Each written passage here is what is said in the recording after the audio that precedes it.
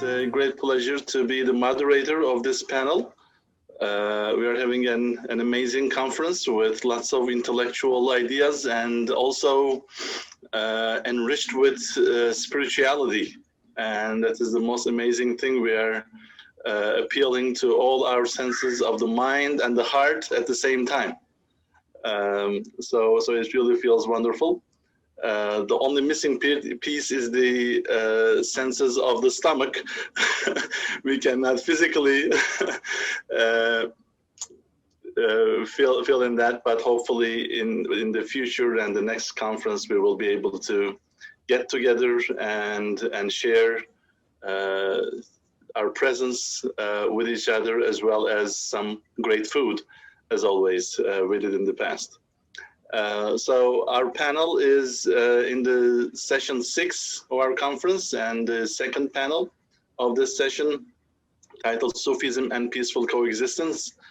I am Mustafa Gokcek, and I'm a professor of history at Niagara University in Niagara Falls, New York. So anyone going across Niagara Falls or stopping by Niagara Falls, please feel free to give me a ring, and we'll love to have some Turkish coffee together. We have 3 wonderful speakers and presentations today. So I would like to introduce the first presenter, Dr. Shalahudin Kafrawi, and he will be talking about mystical vision for peaceful coexistence in Ibn Arabi and Ahmad Sirhindi. Dr. Kafrawi is from Hubbard and William Smith College in New York, and we will get the questions at the very end. Once we are done with all the presentations, we can engage in the comments and questions session altogether. And each presentation has about 20 minutes. So Dr. Kafrawi, the floor is yours.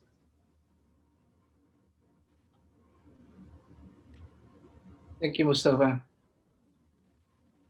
Hi, everybody.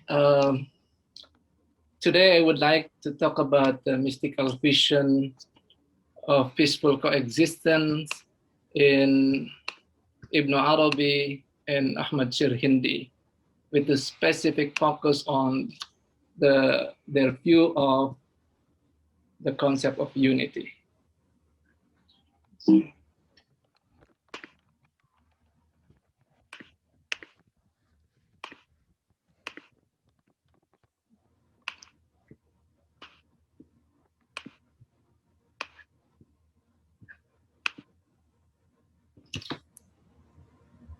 Mystical approaches to mutual coexistence in Islam provide a deep foundation and high potential for peaceful and mutual coexistence among people of different backgrounds.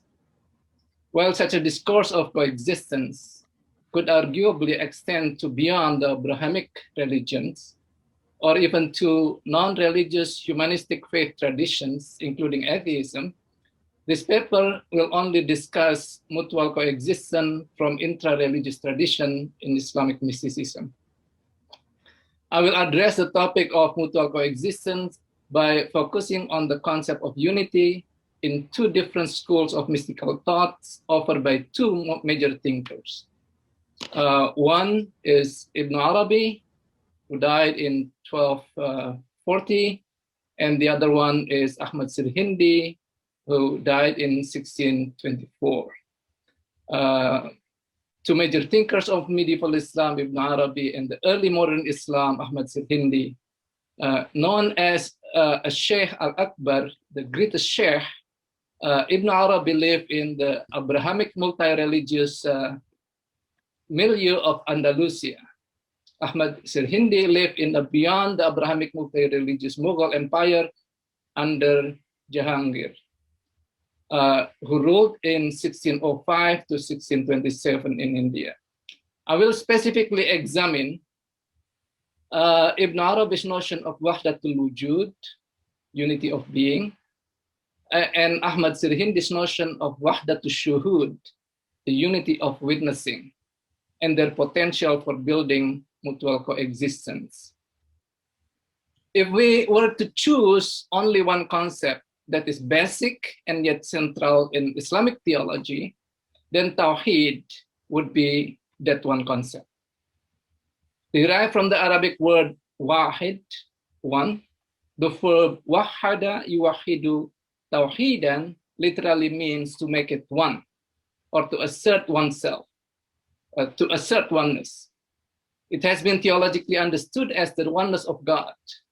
God in Arabic, it's called Allah. The centrality of this concept lies in the fact that Islam's first pillar is about Tawheed. Ashhadu an la ilaha illallah. I testify that there is no God but God. And then the continuation of that is wa ashhadu anna Muhammadan Rasulullah. And I testify that Muhammad is his prophet. And then Islam's sixth article of faith, including belief in one God, belief in his angels, belief in his sacred texts.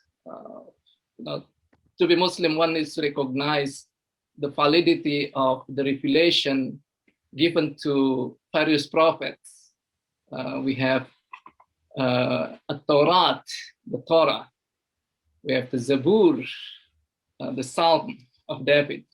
And we also have Al-Injil, the Gospel. And of course, Muslims also have the Quran itself.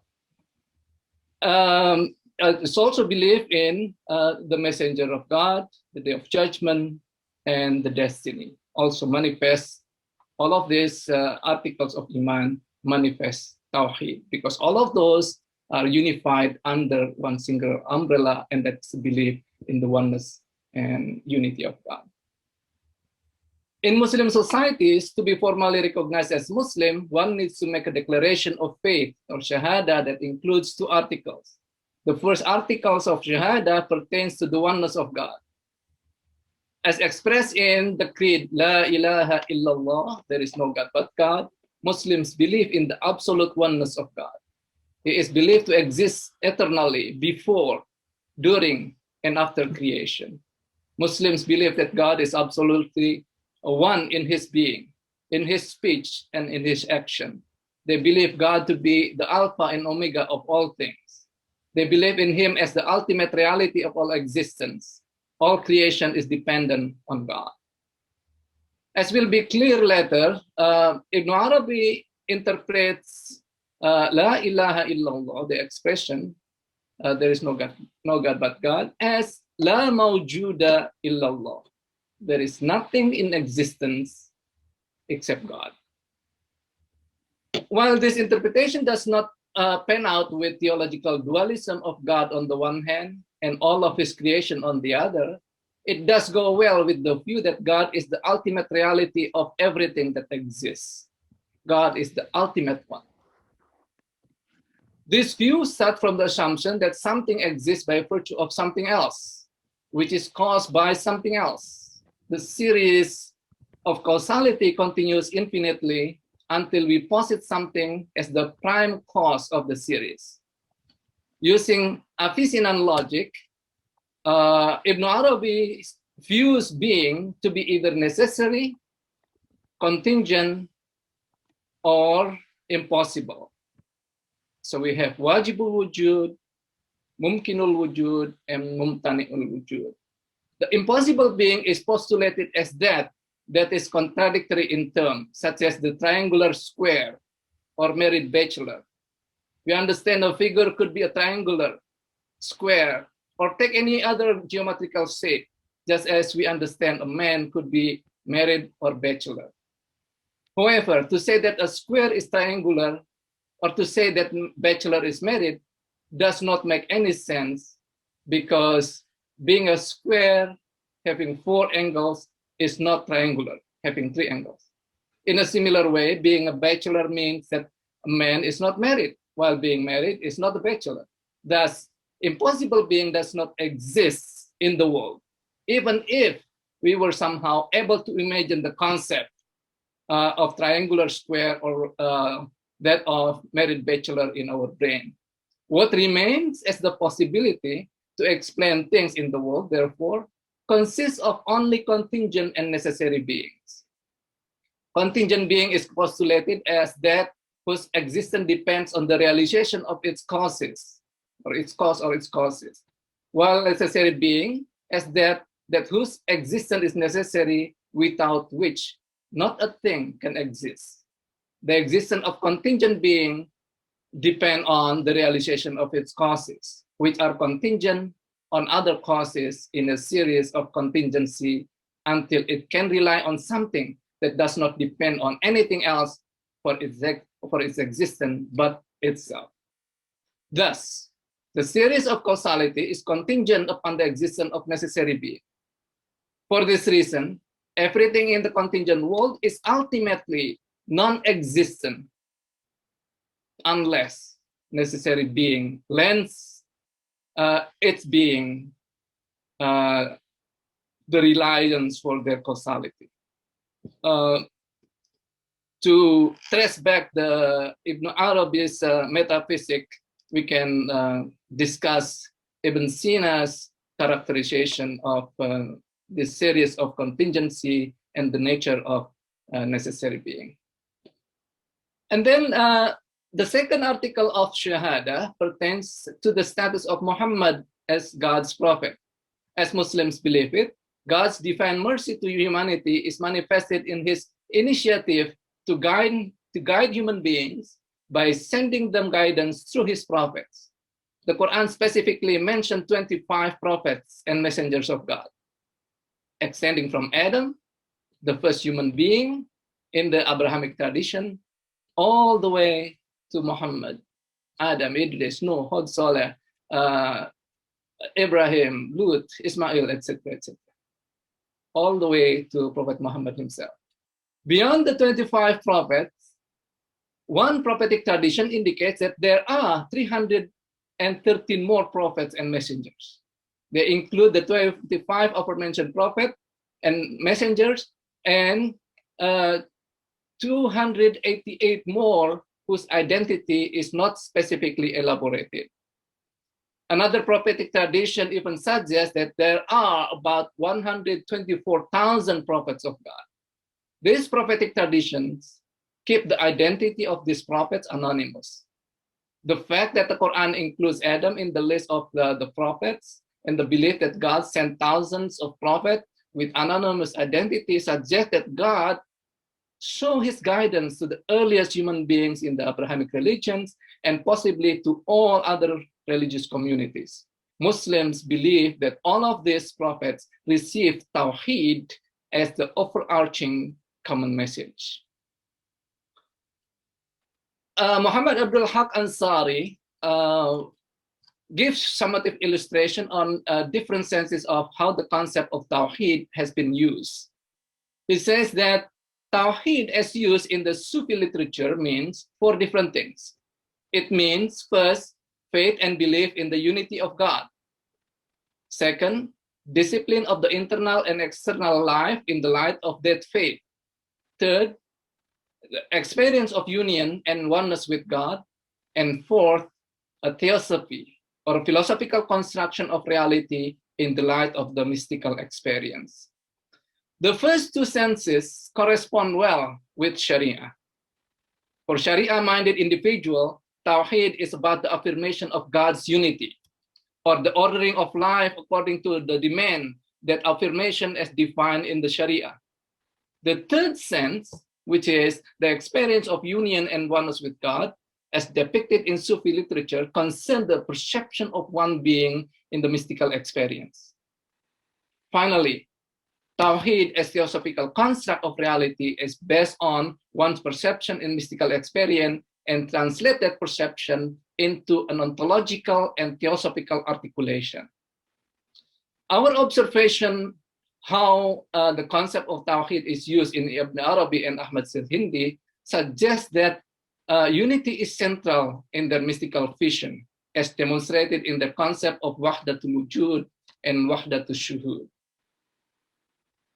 Ibn Arabi's Wahdatul Wujud, that was first coined by his student Sadruddin al-Qunawi, and his continuous student, that is Saiduddin al-Farghani, They coined this term, Wahdatul Wujud, as a technical term of Ibn Arabi's mystical view of the ultimate reality that emphasizes on an ontological supposition of the unity of being. Rizvi translate Wahdatul Wujud as the doctrine of monorealism, the postulation that only the divine essence and its manifestation that comprise the totality of the cosmos. This postulation is the one that exists. Only the divine essence and its manifestation exists. Ibn Arabi's Wahdatul Wujud represents Tawhid as a theosophical construct. According to his theosophy, God is perceived ontologically as the only true reality. He disclosed himself through divine names. Ibn Arabi's notion of divine self-disclosure echoes a prophetic tradition narrated in a Hadith Qudsi that says, I was hidden treasure. I love to be known. So I created the creation in order to be known.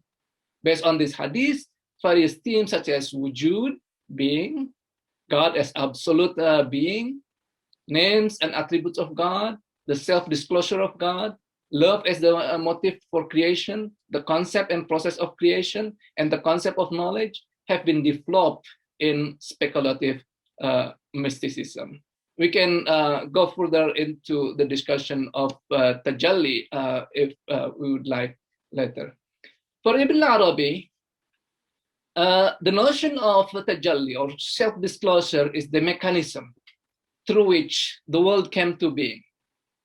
Unlike the standard theological creation out of nothing metaphysics, in which God spoke his creative word, kun, and then yakun, fayakun, at a moment of time, Ibn Arabi's cosmogony is best characterized as the emanation, using the Neoplatonic language here, the emanation of the divine name. So the true reality exists there. God, the one, the necessary being is the one that exists. And this true reality has defined names. And through that, the names, the creation takes place. Such a disclosure takes infinite different forms in perpetuity, like the flows of the waves in the ocean or the rays emanating from the sun. William Chittick described it well in saying the following. Ibn Arabi quotes Abu Talib al-Makki, the author of the famous Sufi manual Qutul Qulub, as saying, God never discloses himself in a single form to two individuals, nor in a single form twice. Abu Talib saying might have been the source for more succinct expression of the same idea, which later gains the quality of a Sufi axiom, La tikrara fit tajalli. There is no repetition in self-disclosure, or self-disclosure never repeats itself. The reason for this is the divine vastness and infinity of the infinity of the possible things. The immutable entities represent every possible form and modality that existence can assume, and these are infinite. And hence, in disclosing itself in each, being never repeats itself. Ibn Arabi's notion of unity of being draws a strong criticism from Muslim theologians. Ansari took note of some prominent figures, including Ibn Taymiyyah, Sa'duddin Taftazani, Al-Dawla, Al-Simnani, Ahmad Sirhindi. For illustration, Taftazani criticized Ibn Arabi's Wahdatul Wujud on two main points. The first one is, since Ibn Arabi's Wahdatul Wujud suggests that the being, wujud of God, is one with the being of the world, as is illustrated in Al-Futuhat al-Makkiyah, that's in the very beginning of it, it follows that this concept allows the identification of filthy things to God. Against such an identification, Simnani further says, if you hear someone saying that the exertion of Zayd is one with Zayd, you will not forgive him. We will certainly be furious with him. How then, if similar words are said of God? Second, Taftazani's criticism is based on the doctrine of complete transcendence of God. For Simnani, it is common for Sufi to identify God with the world in the beginning of their mystical journey. At the end, however, the Sufis would realize that the absolute transcendence of the divine, they are nothing but God's servant. We have various Quranic verses that support this theological supposition, including the concept of Allahus Samad, lam yalid wa lam yulad wa lam yakul lahu kufuwan ahad. Now, Ibn Taymiyyah criticized Ibn Arabi's Wahdatul Wujud and deemed it as heretical, as it is equivalent to the concept of unification or ittihad, and incarnationism or hulul, that God incarnate into the flesh.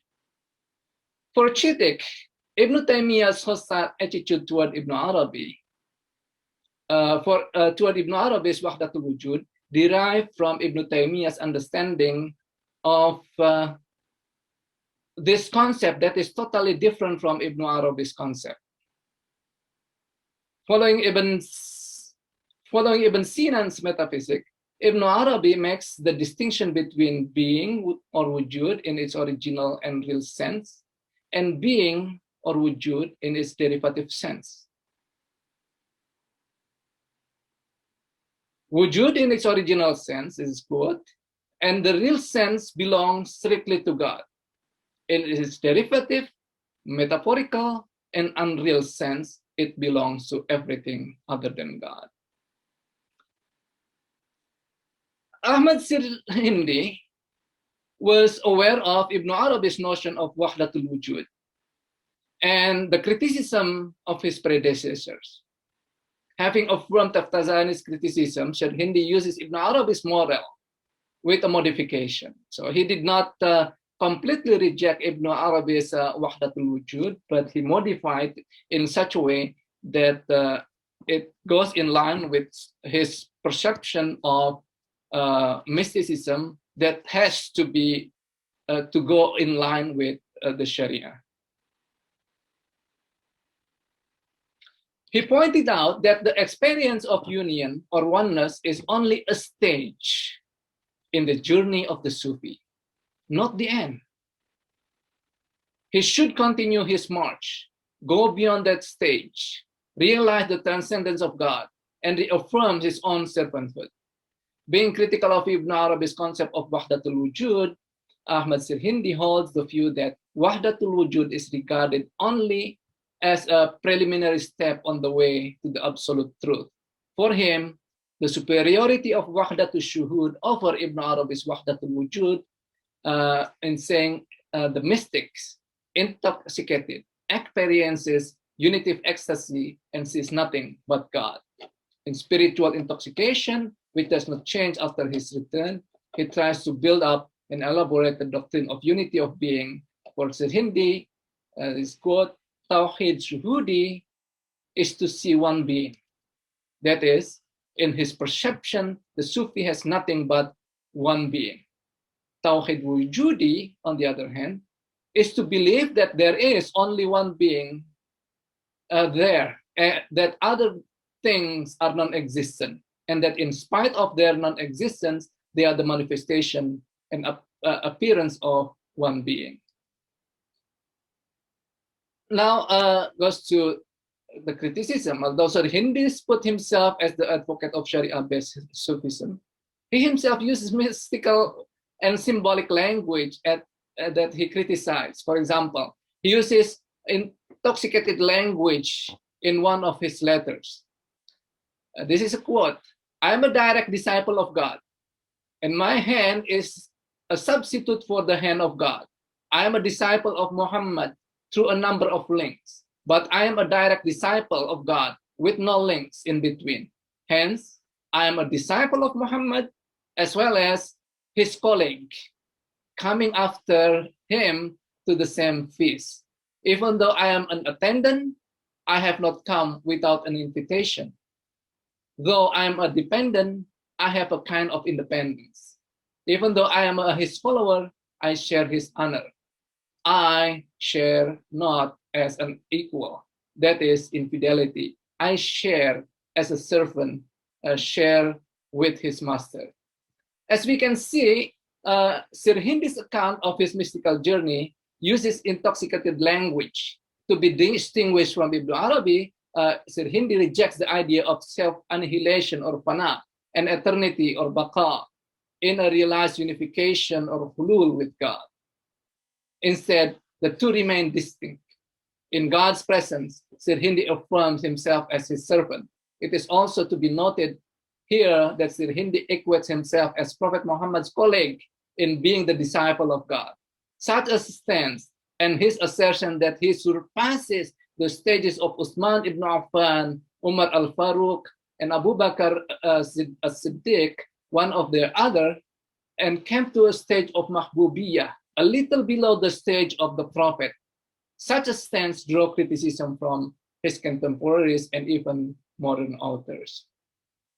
Now, in conclusion, the concept of unity in mystical view of Ibn Arabi and Ahmad Sirhindi give us a promising foundation for mutual coexistence among people of different background.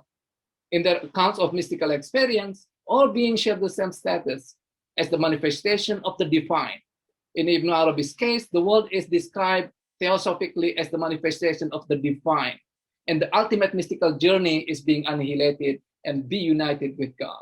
All humans, regardless of their religious affiliation or even social identification, and the whole world, all of those are ultimately being one of God himself.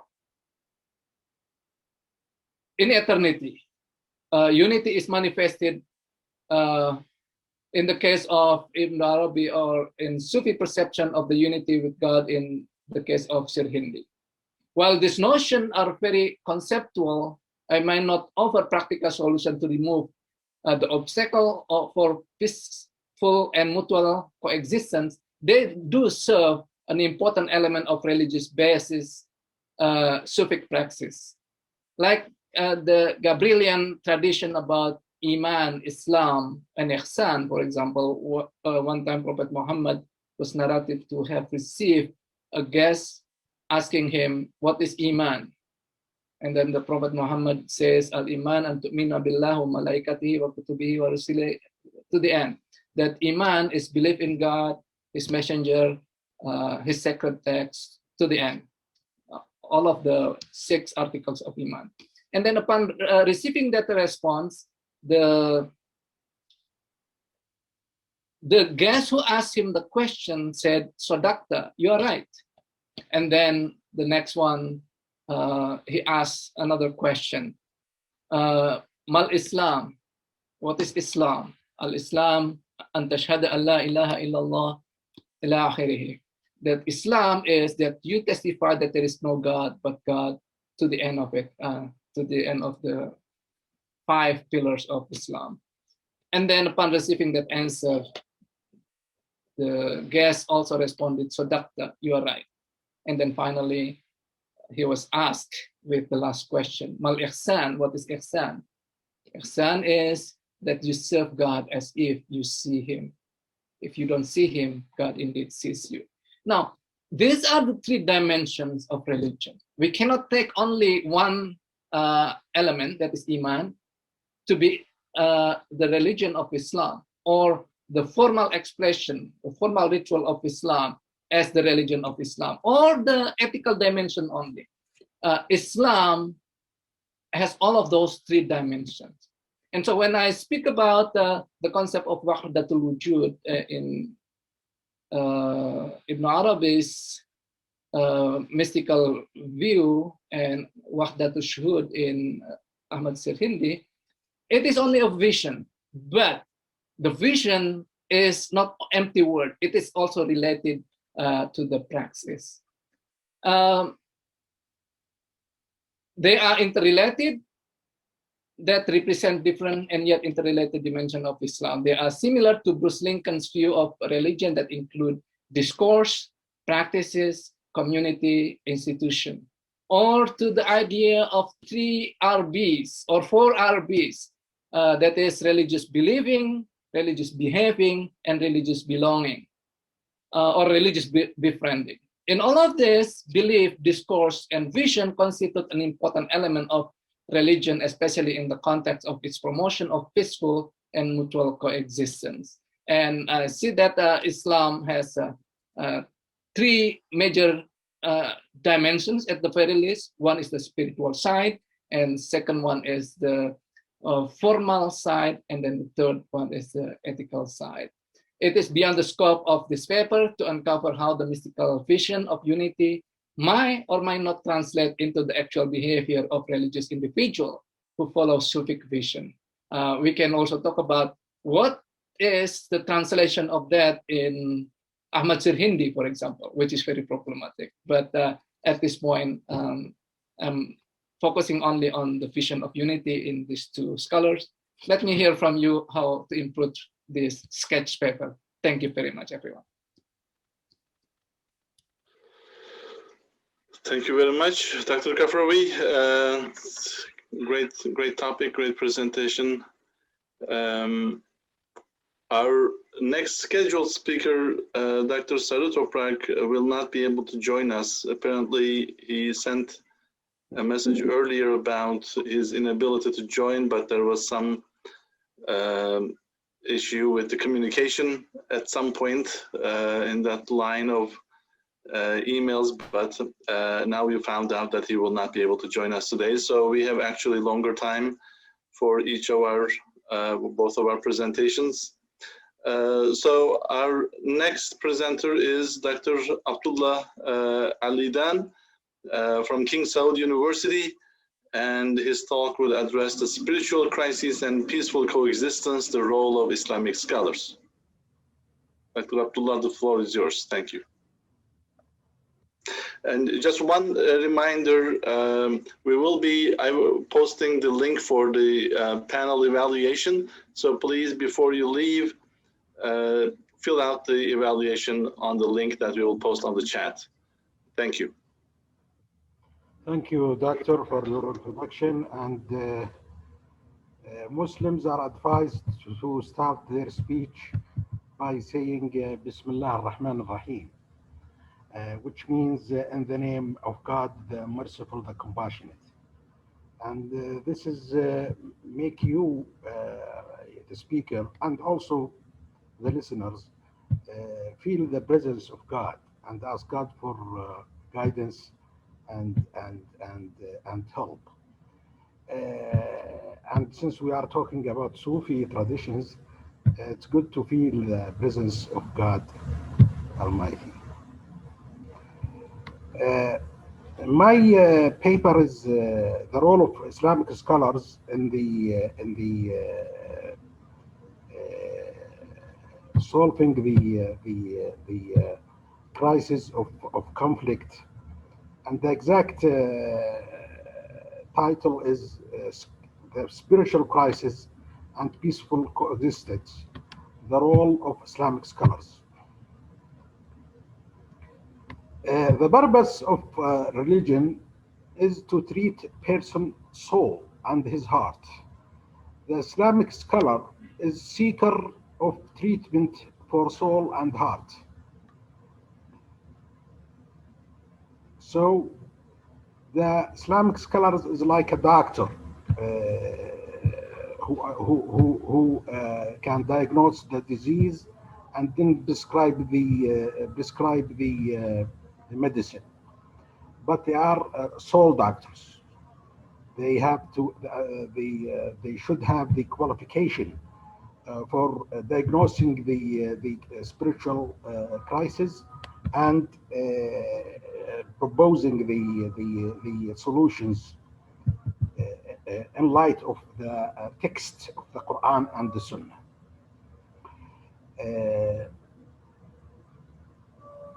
If we cannot diagnose the heart disease, we cannot describe the right cure.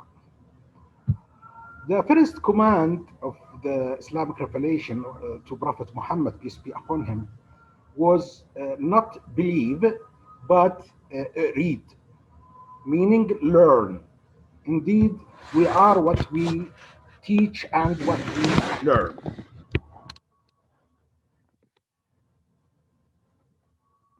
So we must learn to love each other and teach our hearts how to take good attitudes toward others, so that others take good attitudes toward us. Prophet Muhammad, peace be upon him,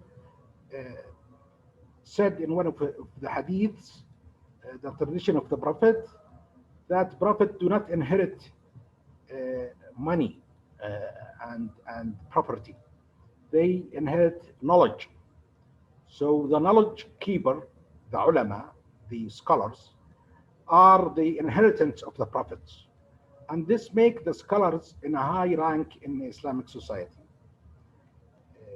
in leading the people regarding their spiritual life. And the importance of knowledge in the religion of Islam is illustrated by the first verse in the Quran, the first revealed verse in the Holy Quran, which was read, not learn, not believe. So in this paper, we will illustrate the works of two Islamic scholars in the importance of purifying the heart to be able to elevate human spirit to meet its divine aspiration. These scholars are Imam al-Ghazali, who died in the year 1058, and the scholar Ibn al-Qayyim, who died in the year 1350. So the first scholar lived in the 11th century, and the second scholar lived in the 14th century. But their work is still relevant to Muslims and humanity in general in facing the spiritual crisis of today and achieving peaceful coexistence in the world. First, I will talk about Imam al-Ghazali. Imam al-Ghazali combined philosophical leadership, jurisprudence, and spiritual mysticism. He was characterized by intelligence, broadness of horizon, and the strength of argument. He has had a foresight and the courage of opinion and the presence of a mind, all of which qualified him to be pioneer in different sciences and various arts. In addition, Imam al-Ghazali committed himself in his approach to simplicity, ease, and the proximity to the subject discussed, and also to the people who attended his classes. So his simplicity in dealing with the complicated matters make his argument convincing even to the ordinary people. And that's why his famous book, Ihya Ulum al-Din, the revival of the science of religion, is so famous among Muslims, among Sunni Muslims all over the world up to date. And this book has been translated into also many languages, because now Muslims are in most of the world languages.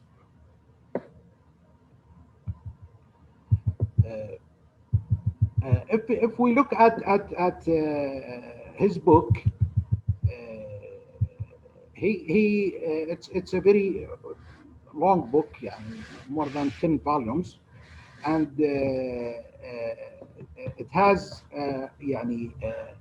he wanted to make a fundamental reform that depend on approach other than the official curriculum that store sciences and culture in specific categories who are taught to acquire public employment.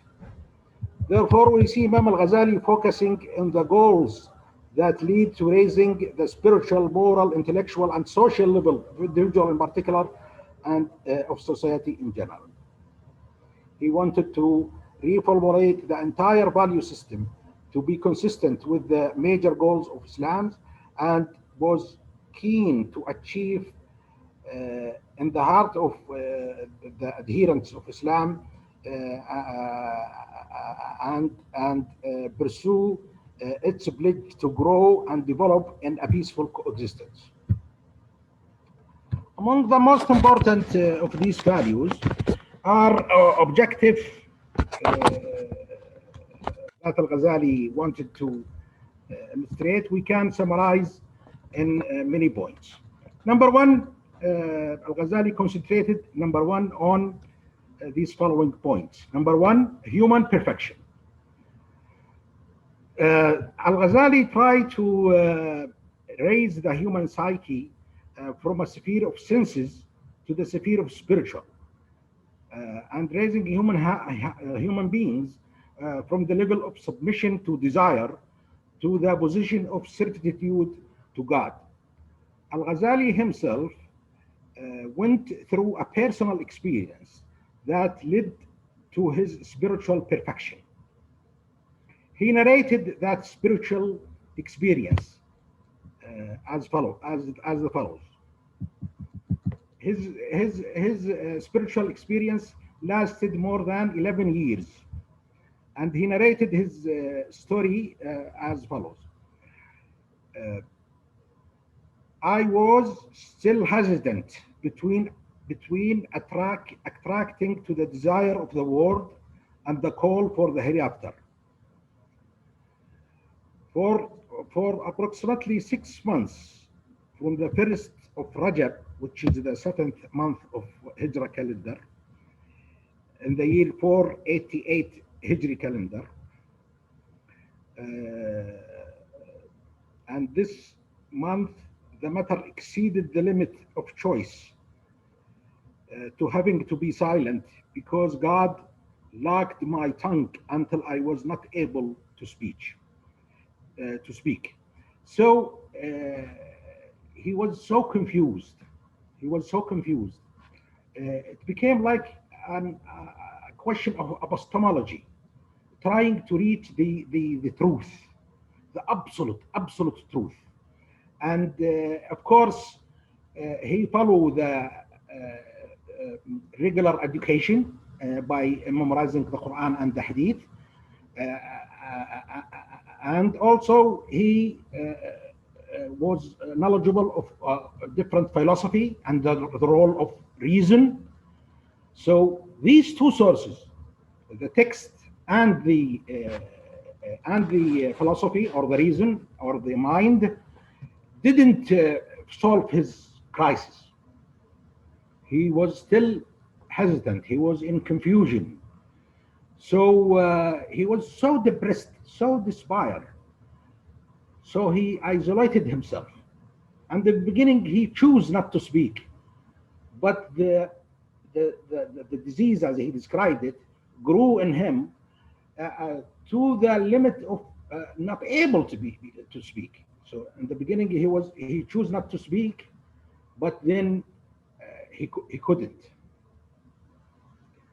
As he described it, he said, God locked my tongue until I was not able to teach. I was striving to teach one day to fulfill the different hearts coming from long distance to see me. But my tongue did not utter a single word, and I could not do it at all. Then when I felt helpless and felt entirely in despair, I sought refuge in God Almighty. So he isolated himself and started praying all day, all night long. And through this spiritual experience, he finds the absolute truth. So the early learning, the text of the Quran and the Sunnah was helpful, and also learning the philosophy and the reasoning was helpful also.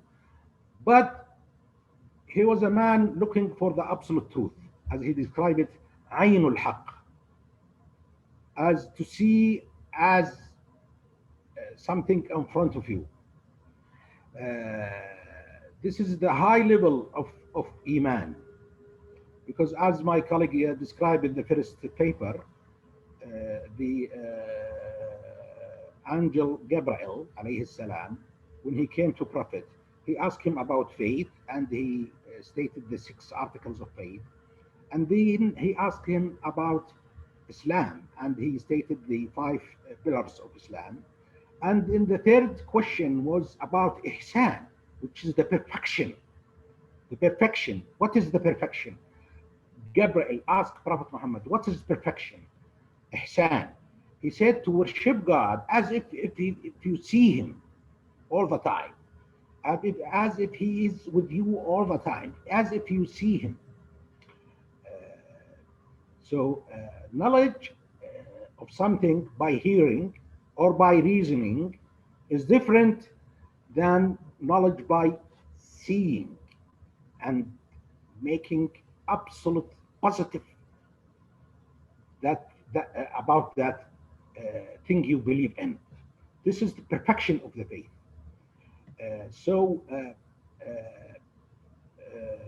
Imam al-Ghazali wanted to reach this level of perfection. So he discovered that the 2 sources of knowledge, the text or the transmitted knowledge from others through history and through text, Quran and Sunnah, and also the knowledge from the philosophy and from reasoning and thinking, and the knowledge that comes from mind was not enough for him.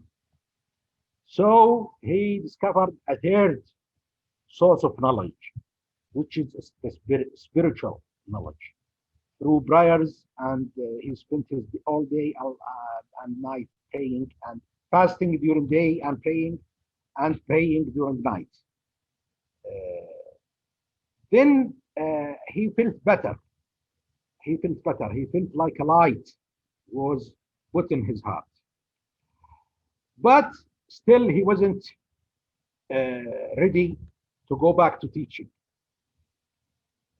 So he isolated. So he went to Hajj to Mecca and Medina, and then he went to Damascus, where he stayed in a mosque and never teach, only reading the Quran and the Sunnah and praying, and also reading in different kinds of subjects. And he stayed there for more than 10 years. So in this 11 years experience, Imam al-Ghazali, the first year was very difficult, but in the next 10, he chooses to stay in isolation. But then the ruler of Naishabur, which is a city in Persia at that time, asked him to come and teach in An-Nizamiya school, which was one of the most famous schools in the world at that time. And under the insistence of the rulers and the people, he agreed to leave his isolation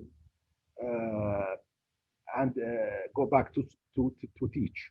So he left Damascus to Naishabur, or Naisabur. And he said about this, God facilitated the movement to Naisabur to do this task in the Hijjah year 499 Hijri, which is, he started his experience in 488 and finished in 499. And the isolation period reached 11 years, and it was a new style, a new intention, and the new goals. So Now he is mature and he reached the level of perfection. And he wanted to guide people to this level of perfection, perfection of the spirit. طيب. The second point Imam al-Ghazali was emphasized was educating oneself on virtue. Imam al-Ghazali focused on the essential of virtue and considered them four: wisdom, courage, chastity, and justice. In his opinion, the fulfillment of virtue is only through working to purify the soul and refine ethics. Al-Ghazali stresses the importance of virtue and its role in controlling the forces of the human soul and developing the innate perception. His book, Reviving the Sciences of Religion, which has been translated into many living languages, is the most widespread book of Islamic ethics in the world today. Al-Ghazali composed it, according to Ibn al-Jawzi, at the beginning of his departure to isolation. The core of this book was to emphasize the good of taking sincerity as the basis for every act, and first sincerity in religion, in monotheism, and monotheism is the core of Islamic religion. Al-Ghazali arranged his book in sections into books, and books into chapters, and chapters into subtitles, in which he attempted to develop a belief system for organizing society through reform and returning to the origin of tolerant Islamic faith. In his book, he addresses, in addition to issue of religion and belief, other important topics: psychological, social, ethical, and educational topics, such as human behavior and motivation, and how to modify it, and the habits that he discussed in details. So the habit section of his book occupy a quarter of his book, because he thinks forming habits is very important to the success of the individual and the happiness of the individual in particular, and the society in general. Point number three in Al-Ghazali is refining the human forces. Refining the human forces. Al-Ghazali believed that controlling human forces does not mean suppressing their tendency and instincts and eradicating them completely, because this is contrary to nature and also contrary to the nature of man. So man needs to control his desire, not eradicate it.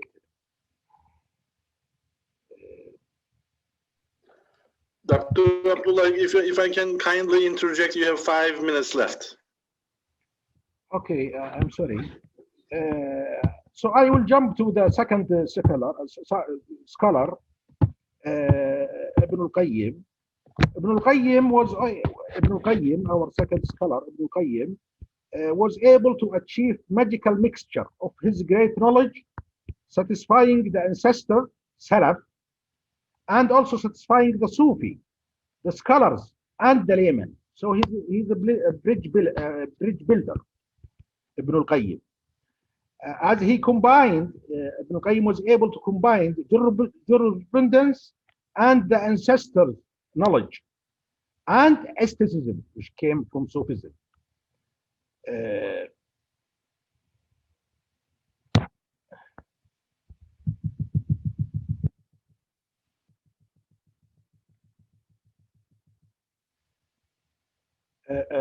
For Ibn al-Qayyim, Sufism made him concentrate on purification of the soul, love, fear of and piety of God, and to prepare the soul for the march for the hereafter.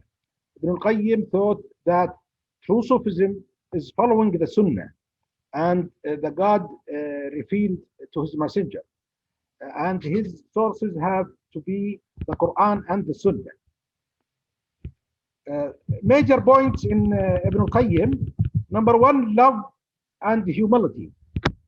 Ibn al-Qayyim is a jurist who is friendly, loving scholar, concentrated on the importance of love throughout his writing. And so I have to jump to point number two. Carelessness of material world. So also he encouraged people to not to care about the material world.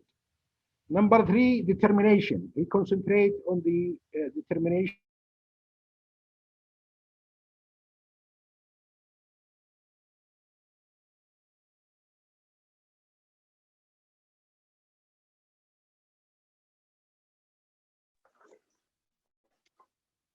Dr. Abdullah, we can't hear you.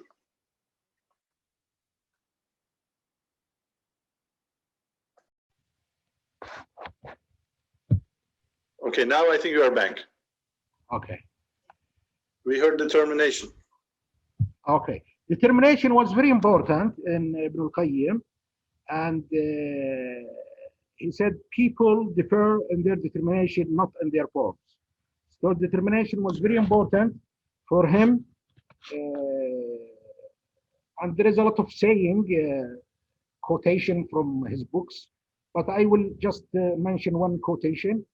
He said, chain your anger with the chain of patience, because if it is unleashed, it will be a wild dog.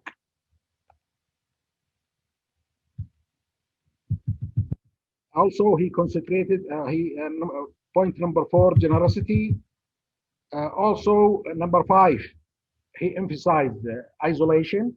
But then, like Al-Ghazali emphasized isolation and the importance of isolation to reach the ihsan level, which is the perfection level. But he said isolation for the scholars, for the knowledge seekers who are equipped with the enough qualification to live in isolation. But for the ignorant, he should go and learn and go and mix with people so he can learn. So isolation is only for the elite is good. For the layman, isolation is bad. Maybe he will be occupied by his desires during isolation. So I will jump to conclusion, and I am sorry I exceeded my time. Just one thing that I like to say.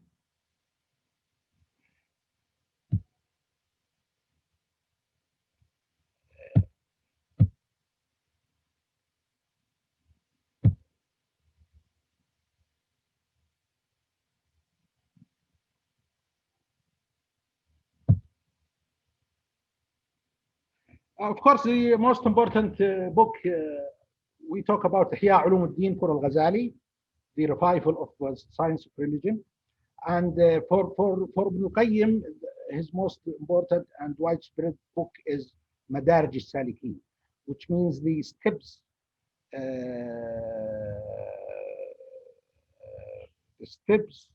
I translate. Yes, steps to those who walk in the way of God.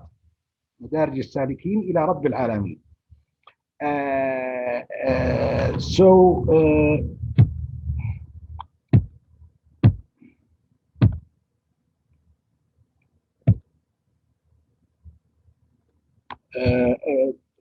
Also, Ibn al-Qayyim talked about Prophet Muhammad tradition for coexistence, since this is about coexistence.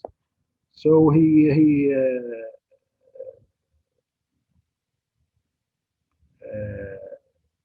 repeated this hadith, in which Prophet Muhammad said, "My sustainer has given me 9 commands: to remain conscious of God, whether in private or in public, to speak justly, whether angry or pleased, to show moderation, whether poor or rich, to reunite friendship with those who have broken off with me, to give him who refuses me that my silence should be occupied with mediation, that my viewing should be a donation, and that I should command what is right and forbid what is wrong. In conclusion, these two scholars of Islam represent a model of love and unity and ease and consideration of the interest of the servants, not to leave them in hardship. They represent a model that remove hatred and enmity and propose mercy and blessing. They try to achieve the great goal of Islam, which is to create the soul of a person, to push sorrow from his heart, and to revive.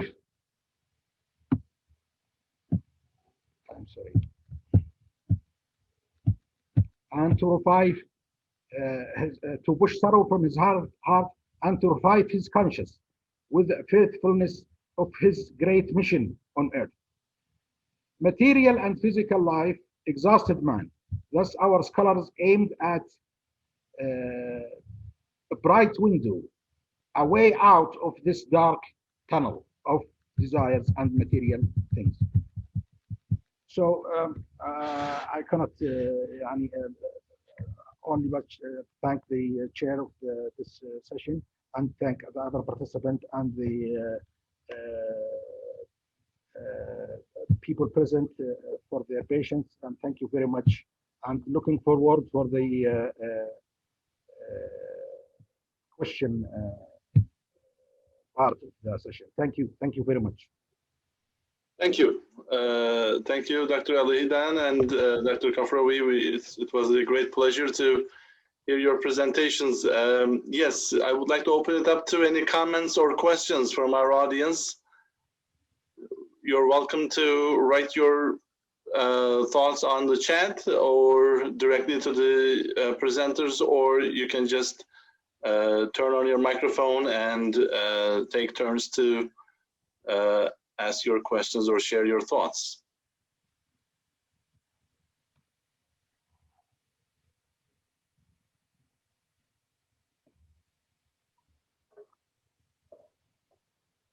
Yes, while we're thinking, I think the fact that one of our presenters could not attend gave us more time for our presenters, but we would love to have some discussion as well. So anybody who would like to, if you don't, I will. So yes, any comments, thoughts, or questions are welcome.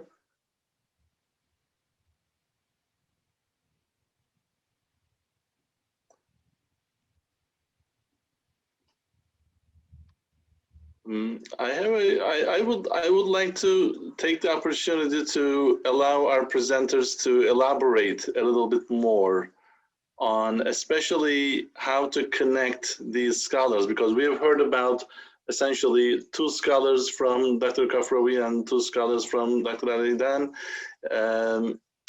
So in total, four scholars, four great names in Islamic history. So I think it would really be great to see how they specifically connect to the peaceful coexistence that we talk about today, right? We're living in 21st century and we face certain challenges. And even though we understand that at their essence, you know, spiritually, they're all connected, their suggestions, their advice have relevance to today. But I would just like to ask you, so that you have an opportunity to elaborate, to explain a bit more how their ideas, their teachings give us inspirations today about peaceful coexistence. So like in Ibn Arabi and Sirhindi, Wahdat al-Wujud and Wahdat al-Shuhud, how do we connect those to peaceful coexistence here today, or in the works of Imam al-Ghazali and Ibn al-Qayyim? So Dr. Kafrawi, would you like to respond to that, any ways that we can find that connection? Yeah, that is very good, challenging question. And I think that is the heart of any khiwar among different points of view. And in my case, I talk about the intra-religious dialogue within one specific field of Sufism, right? Between the school of thought of Ibn Arabi and Ahmad Sirhindi, they have disagreement among those two. And now the challenge is even higher when we extend it further into Ibn Qayyim al-Jawziyah. So I would like to learn more from Dr. Lheedan, for example, on how he explained, for example, the letter of the text that the Prophet Muhammad once said that i'mal li dunyaka ka'annaka ta'ishu abada wa'mal li akhiratika ka'annaka tamutu gada. So that is a prophetic tradition, and yet Ibn Qayyim al-Jawziyah argues for the carelessness of the material world, right? And so that is a question that I have in mind. But before going there, I would like to give some illustration of how my presentation might fit well the point of view that Dr. Lheedan presented to us, and that is the possibility of reading Islam from different angles. And in the case of Ibn Arabi, for example, despite the criticism against him as being heretical, he is very creative in formulating a worldview that is beyond the letter of the text, right? The letter of the text argue for dualism. There is God and everything else, al-alam. Ibn Arabi would like to challenge that literal understanding of our religion and offer his own alternative vision that can unify all of those. And I would argue that in doing so, Ibn Arabi also has some theological basis for his assertion. Even the scholars that you mentioned earlier, Al-Ghazali talks about al-insan al-kamil, the perfect human being, right? There is no such thing. Is there anything in the text about al-insan al-kamil? That is an idea. That is universal concept that Imam al-Ghazali tried to formulate on the basis of some particular instances of good individual as best manifested in the person of Prophet Muhammad ﷺ at that particular moment in history. And so the model that Ibn Arabi presented is nothing different from the concept that Al-Ghazali presented to us through his Insan al-Kamil. And yet, as we know it in the reception of this receiving community of these two concepts, there is a tendency to make negative judgment of Ibn Arabi on the basis of that violation of the dualistic theology. And yet they are very receptive of Imam al-Ghazali. Maybe because of in the language of Ibn Rushd, because of his tendency to use a language that sounds very good for the audience, for the general population, in what is called the dialectic reasoning for the general population. And so again, the meeting point in my view is that Sufic worldview that is multiple, as is illustrated in the two examples, can be extended further into the Sharia-minded individuals as well. And so while there are bases for both, I think it is time for us to think about not sticking to the letter of the text, go beyond the Sharia. And besides, even among the Sharia-minded individual, there is a new subdiscipline in Islamic studies called the Maqasid al-Sharia. And by the way, Imam al-Ghazali was one of the advocates for that view. Maqasid Sharia is nothing but the essentialization of Islamic teaching, presenting one's own worldview. The Quran or prophetic tradition doesn't say this is the maqsud of Sharia. We create the maqasid Sharia on the basis of the teachings, and then we can make it as universal values that Quran and prophetic tradition promote. Thank you. Thank you, Dr. Abdullah. Do you have any comments on that? Yes, and thank you for making Dr. Shalahudin first. So I was thinking of a meeting point. Actually, there is a meeting point between the four scholars. I think even I'm not knowledgeable enough about Arabi and Sirhindi. But with regard to Al-Ghazali and Al-Qayyim, and I think this is also for Ibn Arabi and Sirhindi, the meeting point is they try to purify the soul from all the negative feelings. Al-Ghazali repeated several times in his habits section, and Ibn Qayyim also in his Madarij al-Salikin, the steps of those who walk in the way of God, that the rancor should be spilled out, it should be taken away in order to be happy, to be a good Muslim, to be a good person, to be a perfect person. So this perfection they try to reach through different ways, the four scholars. So this is the meeting point. The four scholars try to reach perfection, ihsan, the third level, the highest level, and through different ways. But they all, the meeting point is the perfection is not possible without eliminating the negative feelings toward others. Others include Muslims who are similar to you in the school of thought, or Muslims in different school of thoughts, or followers of other religions. They said this is a very important condition to reach that perfection. So this is the meeting point, and between the four, and also connecting them to the theme of the conference, as you asked, which is the peaceful coexistence. Perfection is not possible without peace inside and with the others. So in order to reach perfection, we need to establish peace.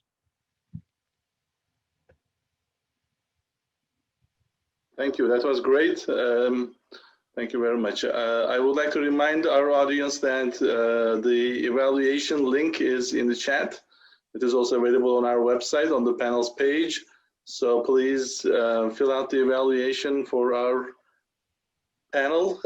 Any other questions or thoughts? I would like to second Dr. Lheedan's point, if I may. And that is the notion of the purification of the soul, tazkiyat an-nafs, as one binding point of different scholars in question. I would like to give more content to that, in that the purification of the soul, as is manifested in the work of Ibn Arabi, is asking us to go beyond the particularities of points of views. And in doing so, he advocates for something that is shared among the people, if we are talking about humankind. If we are going to expand it further into a more eco-friendly point of view, then it is the sharing of something that is universally acceptable. And so that is the work of Tazkiyat al-Nafs in my reading of Ibn Arabi. We have a great question from our audience. One of our participants, Abdullah Gaye, wants to ask this question to both of our presenters. If you could answer it from your own perspective. The question is it possible to reach Maqam al-Ihsan alone without a guide?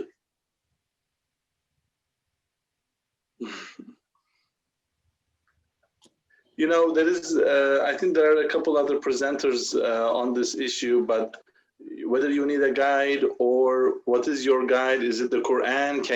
Can as an ordinary Muslim just look at the Quran and reach this higher level of spirituality or the perfection, as you mentioned, without just with the guidance of the Quran, or is a personality, a person as a guide needed to help a Muslim to reach those maqams? I think, okay. Dr. Donald Smith wants to add on that. Well, Yes. I'm just thinking that other religions have analogous question, have the same question in their own way. So I'm looking forward to the answer. That's great. Dr. Lheedan? Thank you. Yes, actually, Islamic scholars, especially Al-Ghazali and Ibn al-Qayyim, since I know about their literature, they think the guide is so important. It's, if you only depend on books and readings, it's not enough. They emphasize the role of the guide. And that's why they said that's why God sent prophets to be guide, you know, because God could send a book and people could read, but God sent a messenger from him to the prophet, which is the angel Jibreel, because God cannot reach, we cannot see in this world. In the hereafter, that's a different thing. But in this world, with our capabilities, we cannot see, we cannot communicate with God. I mean, personally, or so he sent the messenger to the prophet. So the prophet never saw God. Only in the hereafter he will see him. But the prophet never saw God and Allah. And so he saw the messenger of God, who is the Gabriel. And God chooses Gabriel among the angels to be his messenger, and choose Muhammad as a prophet among other prophets to be a guide. So the importance of guides, I think, for Al-Ghazali I'm talking, and Ibn al-Qayyim, is very important, because you could be lost with this huge amount of knowledge and different schools, thoughts, and philosophies. So the guide is very important to help you through the steps toward God, as Madarij al-Salikin. And also Al-Ghazali about the role of the teacher, because also he's important in the education section. They teach him and they study him.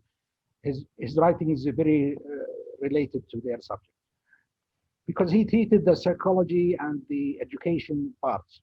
So I would say no, you cannot reach this perfection without a guide.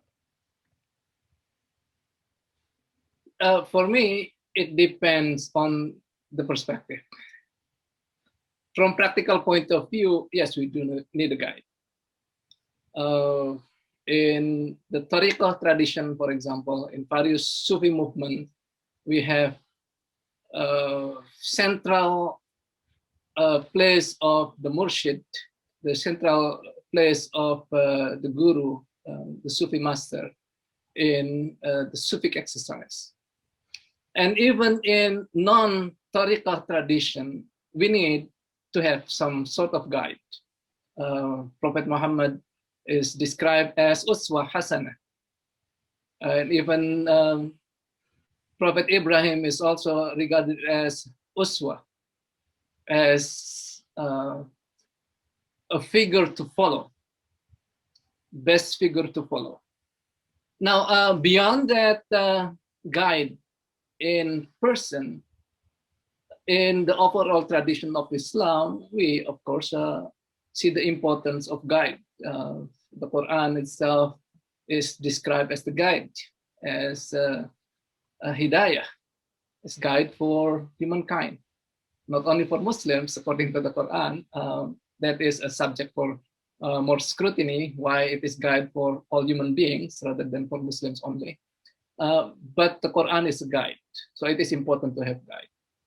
However, from theoretical point of view, I think there are traditions that allow the possibility of receiving perfection without particular figures.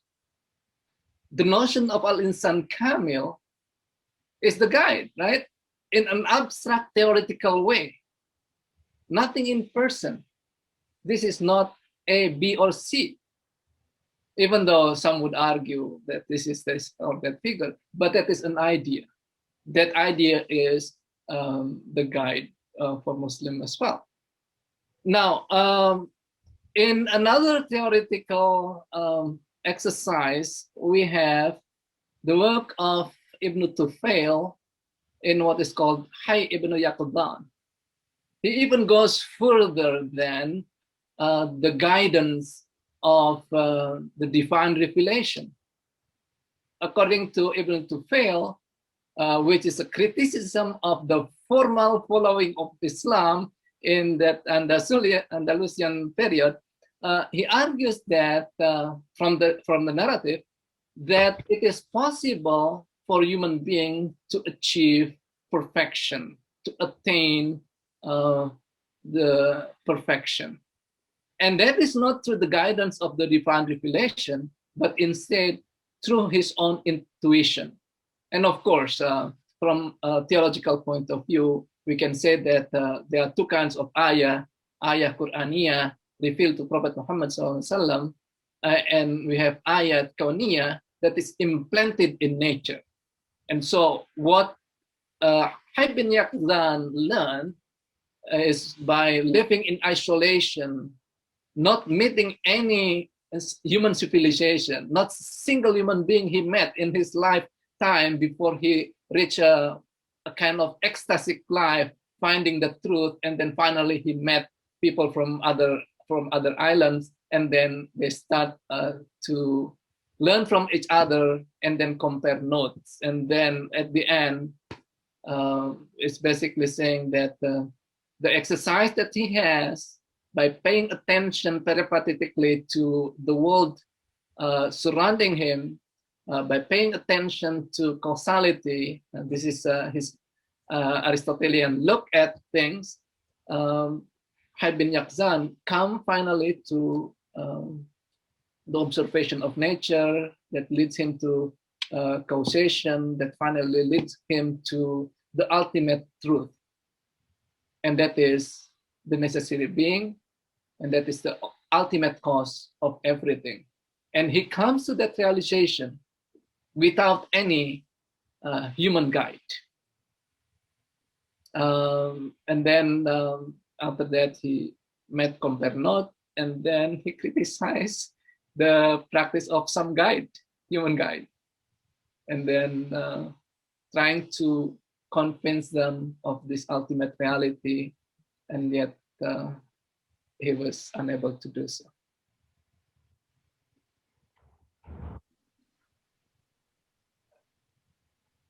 Yes, any other comments from our audience, questions? I think the Hayy bin Yaqdan is a very interesting example. Thank you for bringing that up. But what I've heard so far is that is more in relation to the attaining of faith, right? Can an individual in isolation find God without any guide? So it is, whether you can really understand, comprehend that there is that ultimate reality. So that was, so that's really important in that sense. Is whether you can, after reaching faith, whether you can, move forward in the steps of humanity, of faith towards that perfection, whether that is possible without a guide and without a living guide. That's the other question. Although prophets are definitely perceived as those ultimate guides and insani kamil, but how about today, right? So distant from the times that the prophet lived, do we need a guide, a living person to guide you in your spiritual journey? So I think that is another dimension of the question.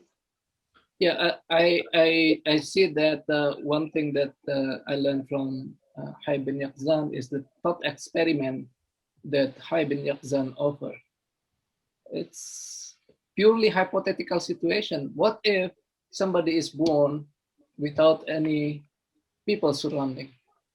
Can we achieve perfection? And Ibn Tufail says, yes, affirmatively, of course, we can. And we have all of the tools necessary to attain that. And in a similar situation, we also have Ibn Sina, for example. Yes, he is a philosopher, and yet some would consider at the very least, he was a theoretical mystic. He offers theoretical mysticism. And he also offered thought experiment in, for example, in the flying man argument. Suppose that there is somebody is born in a void up in the air. Would he realize himself? Would he realize the other? And he argues that even if he remove all of his bodily elements, like what Ibn Qayyim al-Jawziyah was saying, he would affirm the being of himself, his own soul. And that is possible only if he realized that logically in relation to the necessary being. Without necessary being, his existence is nothing. He does not exist. Can I add something also from your question? The guide help you, but you have to do it yourself. The guide, Ibn Qayyim, he has a book, Arabic, says أيها الولد, and they translated into student or son. It's like an advice, or it's an advice. It's not long, it's like 40 pages. So the guide help you, but to reach this, I know your question, Mr. Chair. The guide will help you, but to reach this level of perfection, you have to do it yourself. Through prayers, through fasting, through reading, through remembrance of God, and through long life, through suffering, and trying to reach this level of perfection. So this is the highest level, because there is 3 degrees of Iman. There is the Muslims who perform the 5 pillars, and there is the Mu'min, who is the true believer, and there is the Muhsin. This is the 3rd. This is the perfection level. And this is the very few people reach it. And this is very few people reach it because it requires a lot of guidance and also effort from the person himself. So I think this is my input in this.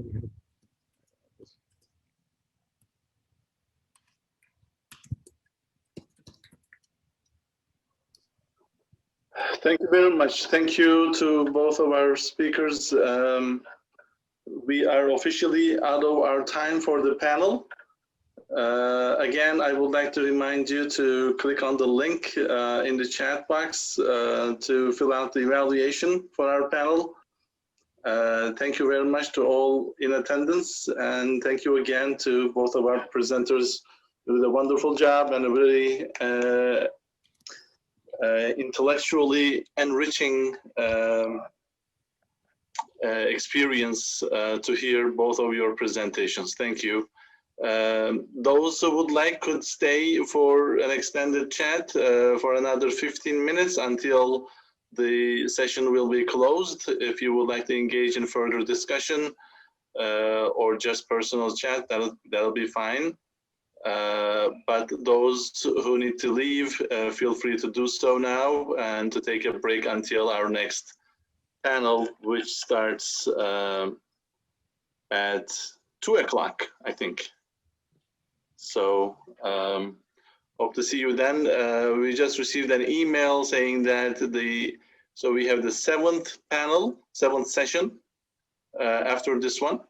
And then there will be the final 8th session, which is a united one. There is only one panel.